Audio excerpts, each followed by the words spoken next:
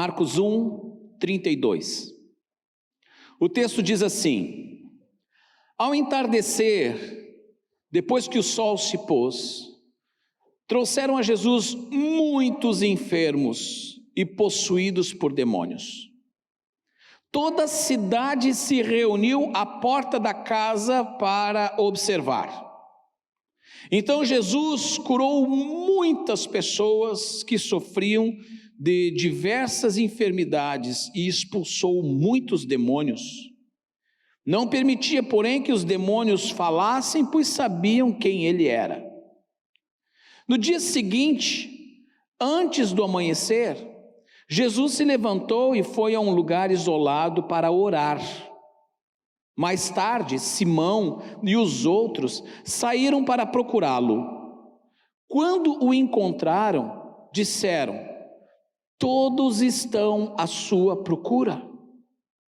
Jesus, porém, respondeu: devemos prosseguir para outras cidades e lá também anunciar minha mensagem.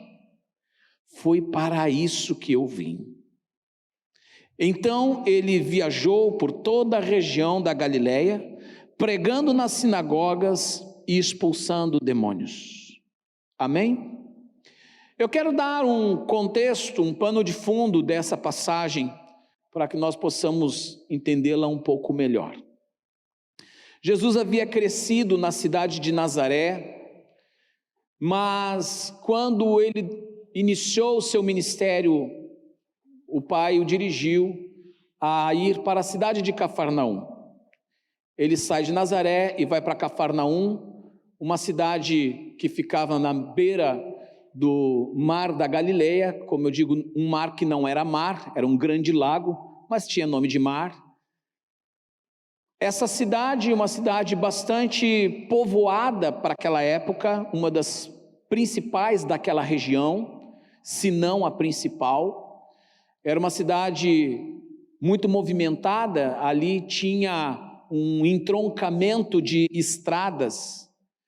As principais vias que cruzavam, que iam para o Egito, havia mares, cruzavam por ali, e era então um ponto onde tinha inclusive um posto de coletoria de impostos, onde estava lá um senhor chamado Mateus Levi, meu xará, gente boa, estava lá, né, na coletoria de impostos, era um publicano.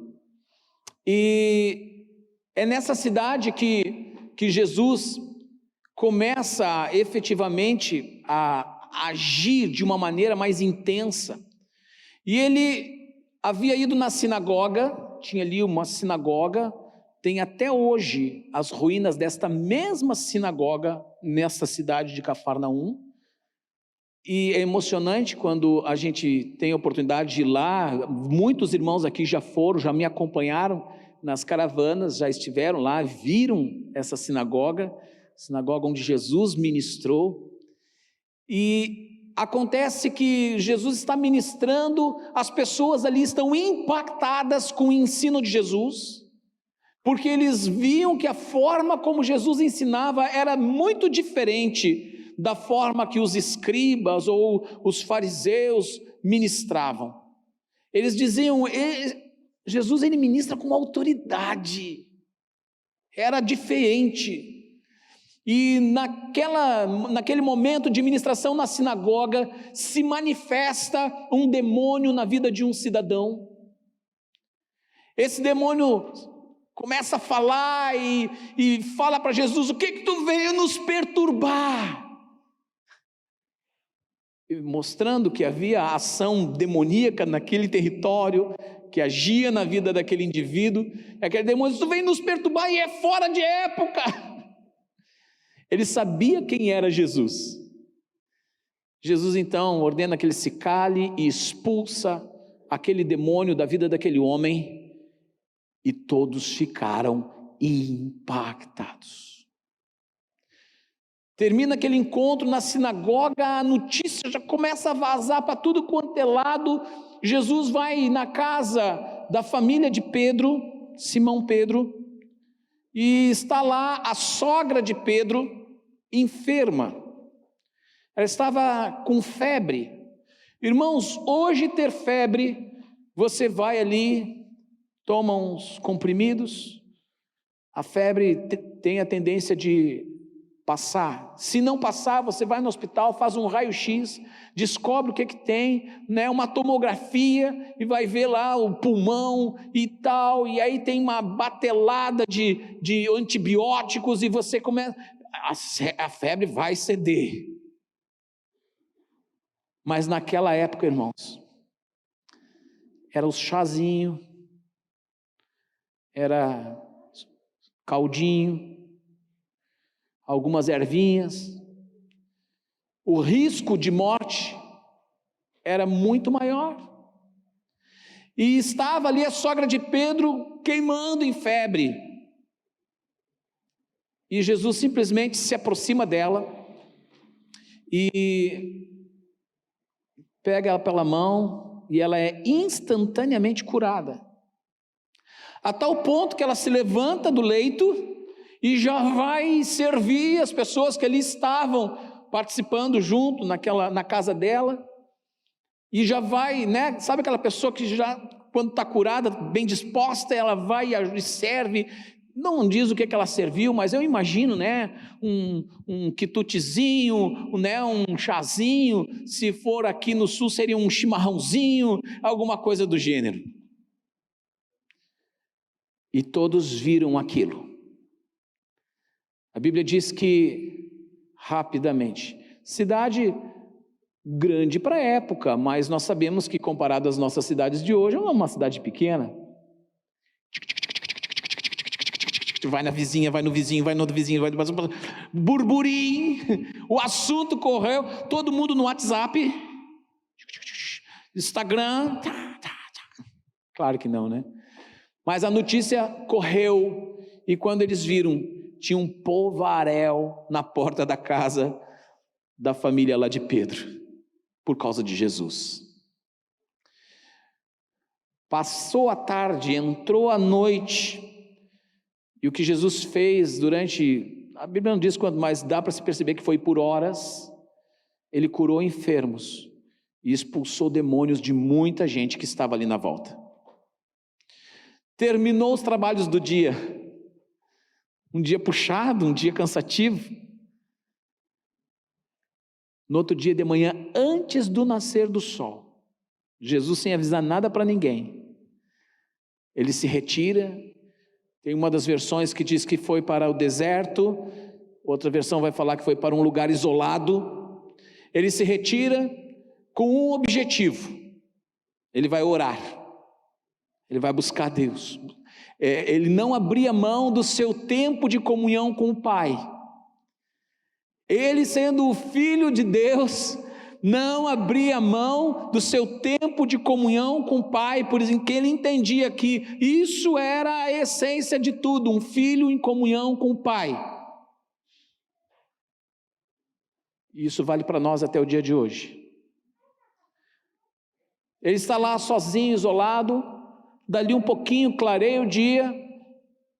Pedro, com muita disposição, com muita energia, cutuca lá os companheiros, discípulos: cadê Jesus? O povo já chegou, o povo já está um bandão de gente aí fora, está todo mundo procurando Jesus, todo mundo quer ser tocado por Jesus, todo mundo quer ser curado por Jesus, tem mais gente. Irmãos, eu vou dizer uma coisa, gente endemoniada e enferma é uma coisa que não acaba, não tem fim. Você pode chegar numa cidade, fazer uma limpeza num dia, curar todos os doentes, expulsar todos os demônios, no dia seguinte já tem uma fila nova. Tem ou não tem? Tem. E ali, Pedro naquela angústia, mas nós temos que achar Jesus, Jesus sumiu, não deu notícia, vão procurar, eles saem à procura e encontram Jesus, orando, falando com o Pai. E Pedro disse assim: Jesus, vamos lá, né? Tem um povo lá, já está tudo te procurando.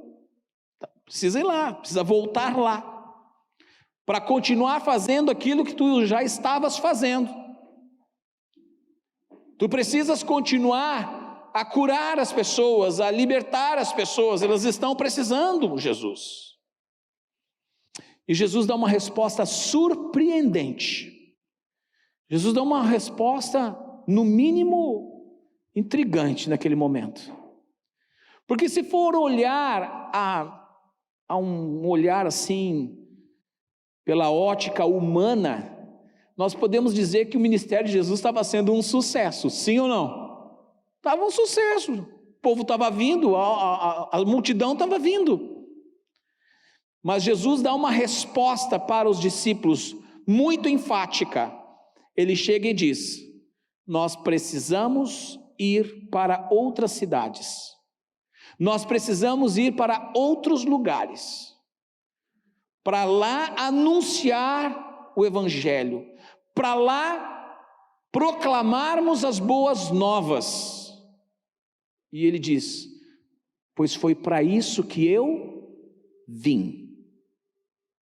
Foi para isso que eu vim. E imediatamente ele começa a percorrer o território, aí de cidade em cidade, por toda a região da Galileia, proclamar o Evangelho, anunciar as boas novas. O que eu quero enfatizar nesta resposta de Jesus?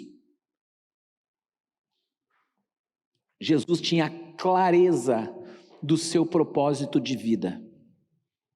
Jesus tinha o discernimento pleno daquilo que ele deveria fazer de sua vida. Porque poderia ser muito fácil, talvez qualquer um de nós, numa distração ou na sedução de um suposto sucesso, afinal de contas estava dando certo, estava juntando povo, isso distraísse Jesus da missão central da sua existência na terra. Ele disse: foi para isso que eu vim, eu preciso ir adiante, eu preciso levar o Evangelho adiante. Mas é aqueles que estão com problemas. Bom, depois vocês vão dando conta deles, eu tenho que seguir em frente. Essa era a clareza que Jesus tinha. E qual o paralelo que eu quero trazer para a nossa reflexão hoje? Talvez você esteja se questionando: mas não é, nós não estamos falando do Sermão do Monte? Sim, nós estamos na série Sermão do Monte, porém nas ceias, onde eu estarei ministrando nas ceias, nós ficamos num tema livre, ok? Semana que vem retomamos a sequência das bem-aventuranças, ali a sequência do Sermão do Monte. Então hoje é uma palavra inspirativa, fora daquela série, tá? Qual é o paralelo que eu quero trazer desta fala de Jesus para nossa reflexão? Irmãos, muitas pessoas perderam o senso, a noção do propósito da sua vida.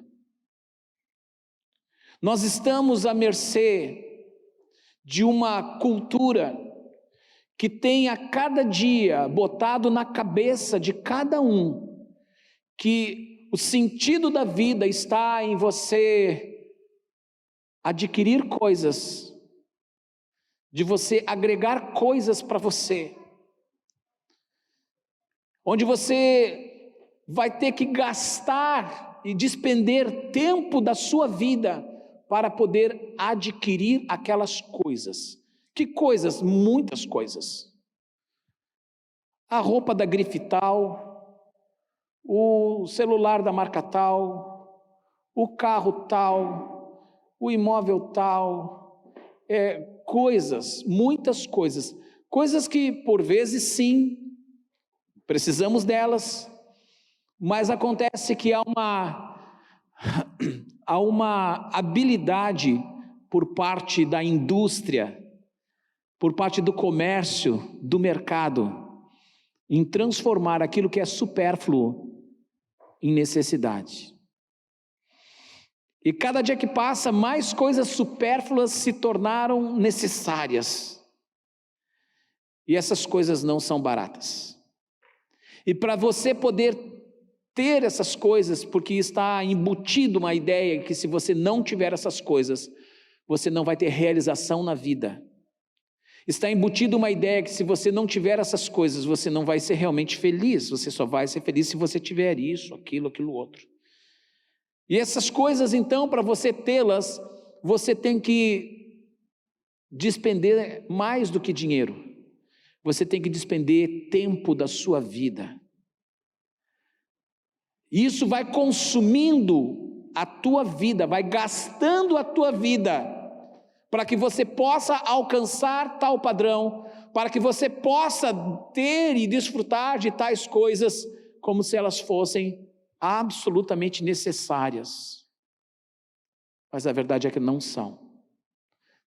Não a maioria delas. E com isso, muitos perderam o senso de propósito da vida.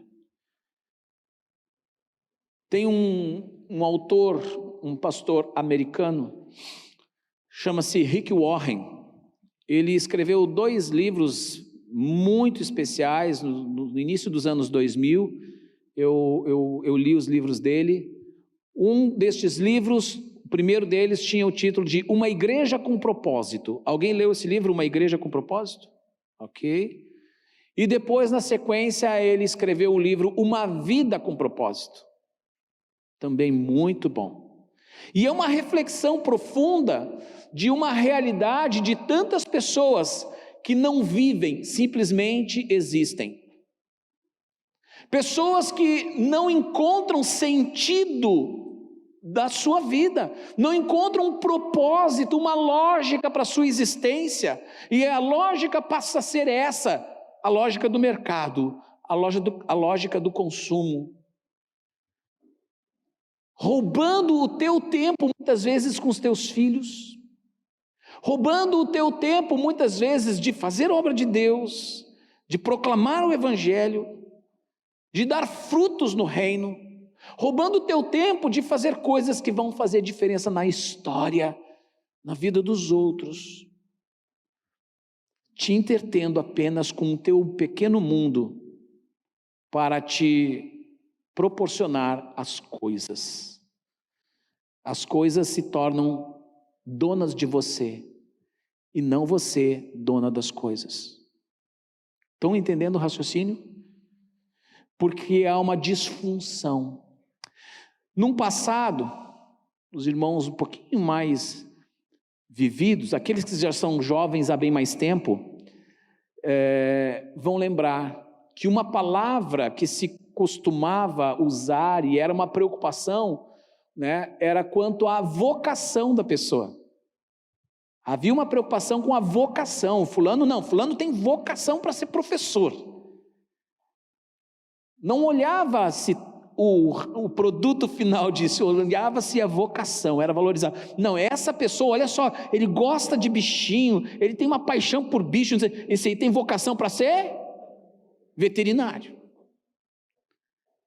E assim a pessoa ia identificando a sua vocação, e ela entendia que havia um propósito para a sua vida a partir da sua vocação, né? Nós que viemos de uma origem do catolicismo romano, essa linguagem era bem utilizada para aqueles que tinham chamado para ser padre e diziam, né, fulano tem a vocação.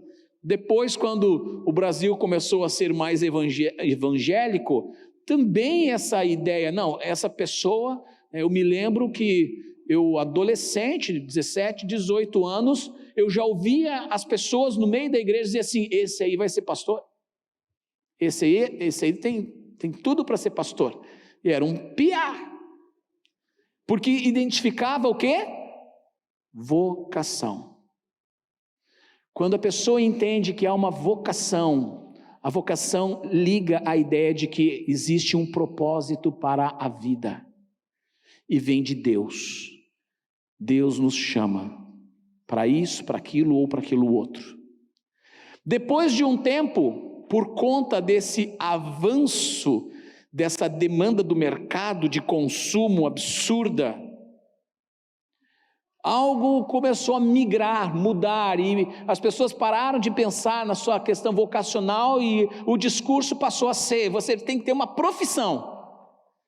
Não importa a tua vocação, o que importa é que tu tenha uma profissão para garantir o quê? Teu ganha-pão.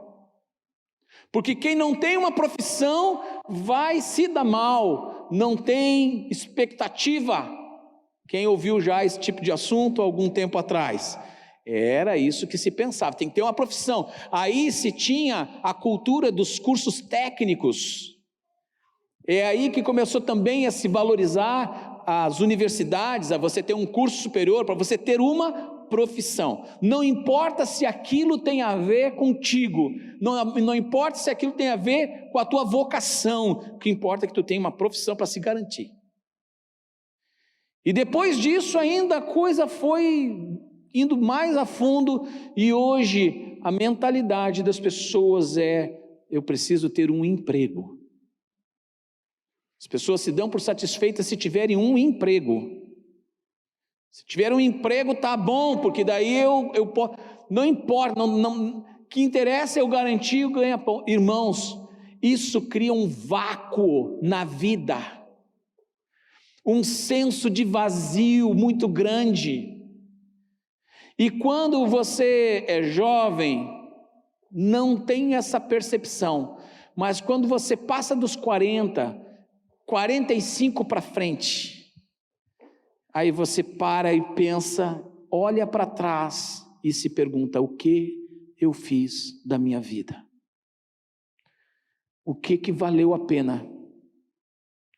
Ah não, mas eu estou juntando patrimônio para os meus filhos. Você vai deixar pedra, ferro, madeira, plástico para eles. E abriu mão de conviver com eles, abriu mão de ter diálogos profundos, de ensinar a vida, de ensinar princípios. Gente, essa geração, os nossos filhos, as nossas crianças e adolescentes estão sendo rendidas ao inferno. Essa geração está com uma arma na garganta e o diabo está detonando com uma avalanche do inferno de ideologias, de pensamentos malignos, destruidores, e os pais não têm competência para dialogar com seus filhos, para tratar com seus filhos, não sabem, não têm conteúdo para instruir seus filhos. Por quê? Porque tem que trabalhar para ganhar dinheiro. E aí quando chega em casa, tudo que quer é botar os pés para cima e ficar com o controle da televisão na mão. Que loucura é essa?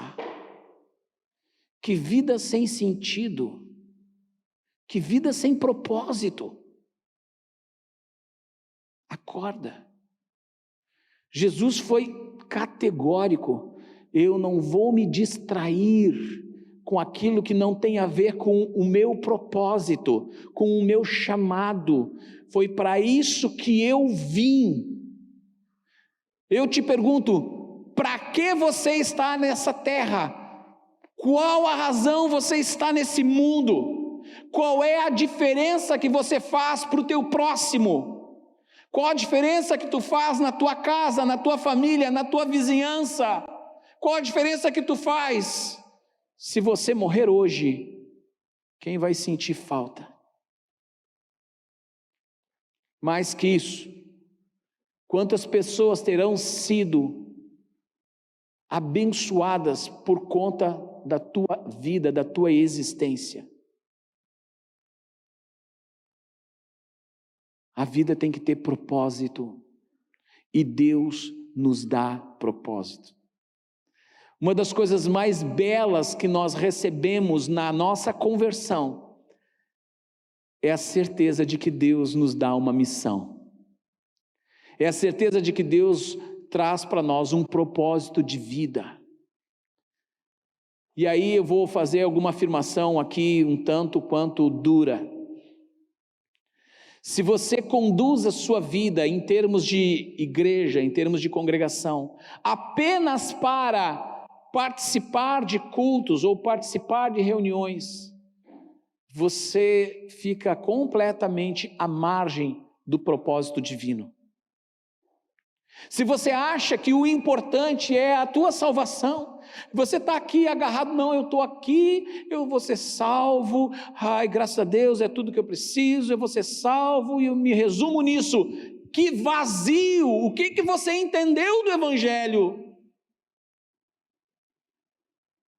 Quando o Senhor nos chama, Ele é claro, Ele até ilustra para nós entendermos.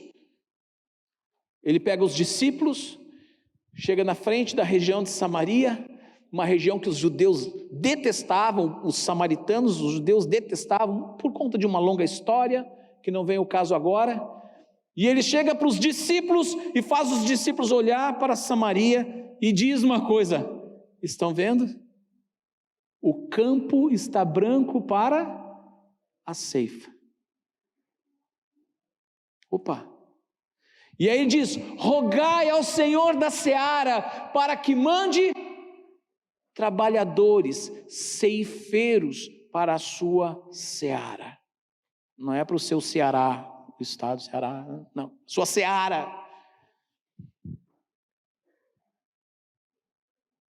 Então, meus irmãos, Deus vai ilustrando para nós entender que a chamada tem a ver com algum serviço. Ele nos chama de ceifeiros, de trabalhadores do campo de Deus. Em outras partes, ele nos chama de exército de Deus, somos soldados de Cristo. Soldados está falando de batalha, de guerra, das quais nós temos que tomar as causas do Senhor e lutar por elas. Irmãos, estamos em guerra. Será que você não viu isso ainda? Estamos num fronte de batalha, e se você não percebeu, você só vai tomar chumbo. E Deus não te chamou para ser receptor de bala na cara.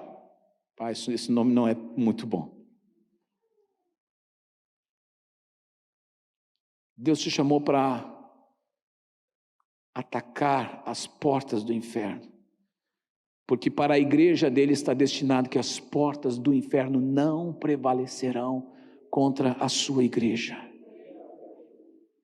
Mas aí, cadê os soldados? É trabalho. Se você está numa congregação e você não está conectado à sua vida, à cooperação, ao serviço, ao ministério, a botar a mão na massa, a fazer as coisas acontecer, você está à margem do propósito divino para a sua vida. Quanto tempo mais você vai precisar para acordar, tomar posição e dizer como Isaías: eis-me aqui, Senhor, eis-me aqui. Quando Deus faz a pergunta, depois de ter tratado do pecado dele, Deus faz a pergunta: quem há de ir por nós? A quem enviarei? Isaías prontamente se apresenta a Deus: eis-me aqui, Renene, eis-me aqui, envia-me a mim, me envia. E o Senhor enviou. E enviou ele não para uma vida boa não, viu? Enviou ele para chumbo grosso. Mas que homem que fez diferença. Que profeta que marcou a humanidade em todas as gerações que vieram após ele até hoje. Até hoje.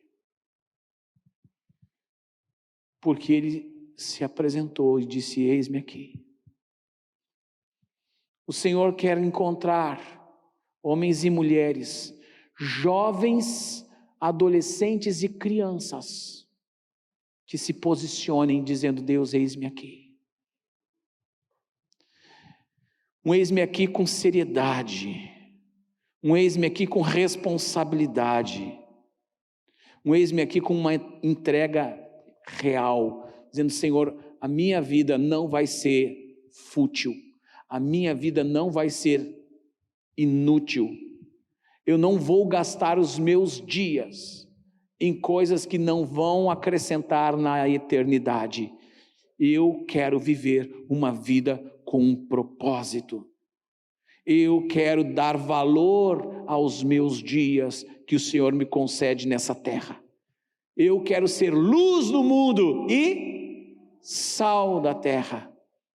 Irmãos, a gente até entende com uma certa clareza a questão da luz, mas nem sempre se entende muito bem a questão do sal. O sal, vocês sabem, era o produto utilizado, para a conservação principalmente da carne. Não se tinha geladeira, se conservava a carne com sal. O charque está aí, bem familiar nosso. Porém, o sal, ele atua sobre a carne não com o poder digamos assim, não estragar nunca. Você não tem como fazer um charque agora e comer daqui 20 anos. Porque a carne vai deteriorar, ela vai apodrecer.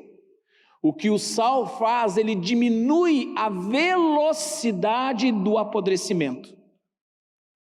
Entende? A Bíblia diz que este mundo vai apodrecer. Vai ou não vai? Vai, os últimos dias serão dias terríveis, é o que diz a palavra. Mas Deus nos coloca como sal para influenciar esse mundo, para diminuir a velocidade desse apodrecimento. E como é possível? Tornando a nossa vida com sentido, com propósito, nos capacitando, nos qualificando. Você precisa entender o que está acontecendo nesse mundo. Ontem eu tive a alegria de ministrar lá na Maringá, para os adolescentes lá na Maringá, tinha uns 20 e poucos adolescentes lá. E eu fui ministrar lá. Eles fizeram para mim, era um bate-papo, apenas perguntas e respostas, não fui pregar. Perto de umas 30 perguntas, um pouco mais talvez. Perguntas que eles me fizeram. Todas, sem exceção, todas as perguntas dos adolescentes eram da seguinte natureza: homossexualismo,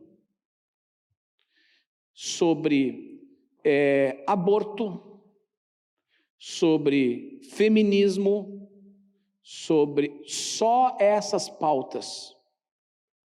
Adolescentes. Pai, mãe, tu está em condições de dar resposta para os seus filhos? Você está em condições de instruir os teus filhos? Ou tu não tem tempo para isso? Tu não tem tempo para entender o que está, não é prioridade sua? Não brinca com isso. Estamos perdendo nossas crianças. Estamos perdendo nossos adolescentes para um mundo vil, para um mundo sujo, para um mundo imoral.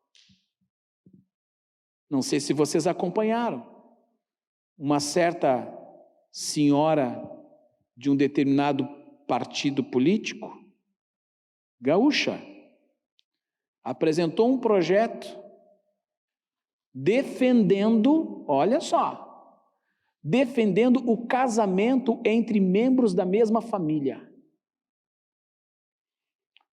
Um pai podendo casar com uma filha, uma mãe poder casar com um filho, ou o pai com o filho, ou a mãe com a filha, irmão com irmão, e mais, no projeto consta a possibilidade do registro de casamento plural, chamado poliamor. Aí vale tudo, é um balaio de gato, bota cachorro, bota qualquer coisa dentro.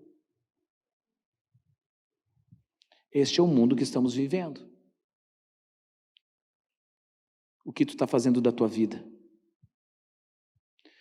Com essa reflexão, eu quero que a igreja se sinta despertada, sacudida, para considerar o que tem sido realmente importante para a tua existência, como você tem investido o seu tempo, quais são as tuas prioridades, se de fato você entendeu qual o propósito da tua vida.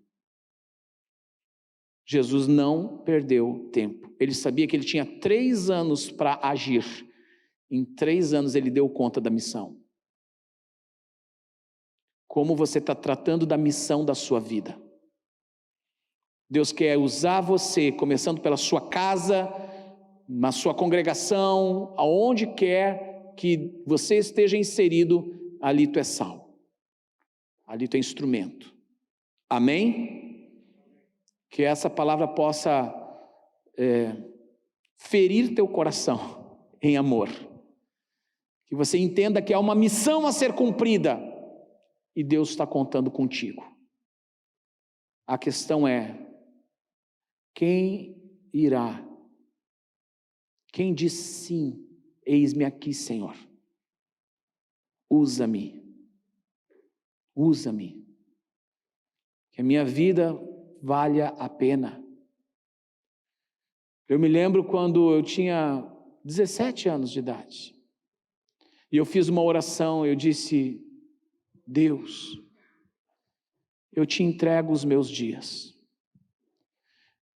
Eu me lembro como se fosse hoje, quando eu disse: Senhor, gasta a minha juventude para ti, gasta até o meu último fôlego de vida para ti. E Deus ouviu a minha oração.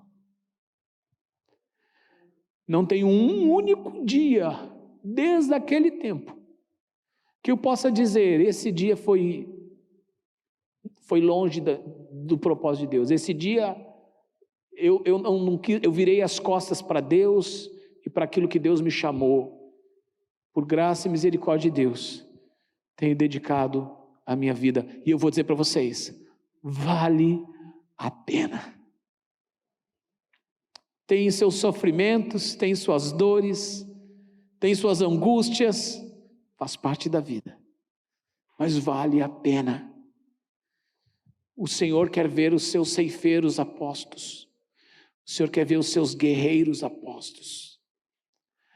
Essa igreja já teve mais impulso para proclamar o Evangelho. Hoje eu estou vendo muita gente acomodada, muita gente que perdeu o foco, estão olhando para si e para suas coisas, perderam o foco do reino.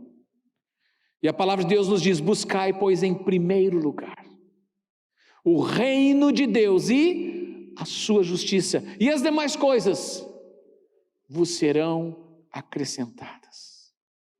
Pare de tratar aquilo que é supérfluo como se fosse essencial. É cilada,